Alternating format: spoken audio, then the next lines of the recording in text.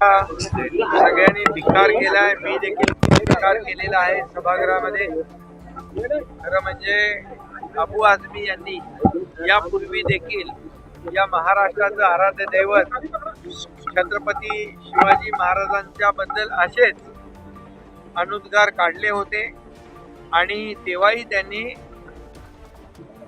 क्रूर कर्मा औरंग्याचं उदात्तीकरण केलं होतं आणि त्याही वेळेस त्याला आम्ही रोखलं होतं आणि औरंगजेब आणि छत्रपती शिवाजी महाराज यांची बरोबरी होऊ शकत नाही हेही सांगितलं होतं।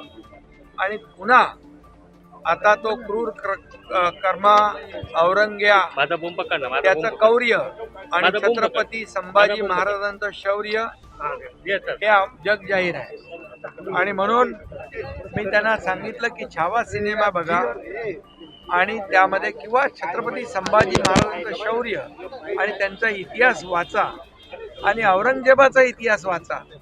औरंगजेब छत्रपती संभाजी महाराजांचं जे 40 दिवस हलाल करून त्यांना ठार मारलं आणि या औरंगजेबाच्या काळामध्ये या महाराष्ट्रामध्ये अनेक मंदिरं तोडली, आया बहिणींच्यावर अत्याचार झाले आणि त्यावेळेस सर्वसामान्य या महाराष्ट्रातल्या जनतेला त्यांचा जो छळ केला, हजारो लोकांची कत्तल केली आणि काशी विश्वेश्वर इतर अनेक मंदिरं तोडली, असा औरंगजेब कुशल प्रशासक कसा होऊ शकतो?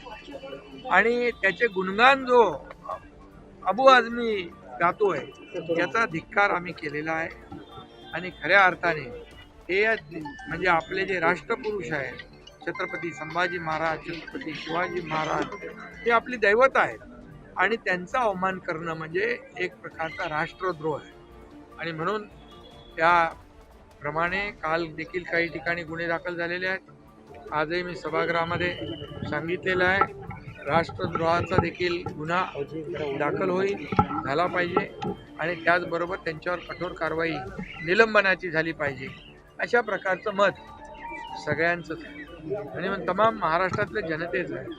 आणि म्हणून त्यांचं निंदाजनक वक्तव्य जे आहे मी कालही म्हणालो की त्यांच्यावर कठोर कारवाई झाली पाहिजे, म्हणून त्याचे पडसाद आज विधानसभेत आणि विधान परिषदेमध्ये उमटलेले आहेत।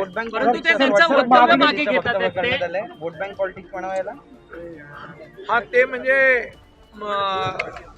छत्रपती संभाजी महाराजांच्या बद्दल आरोप करून किंवा औरंगजेबाचं उदात्तीकरण करून त्याने महाराष्ट्रातली जनता माफ करणार नाही। महाराष्ट्रातली जनता छत्रपती शिवाजी महाराज, छत्रपती संभाजी महाराजांना दैवत मानणारी आहे। त्यामुळे त्यांचा जो विचार असेल की हे कुणाला तरी बरं वाटावं म्हणून आमच्या राजाचं अवमान करणं आणि औरंग्याचं उदात्तीकरण करणं हे त्यांना परवडणार नाही।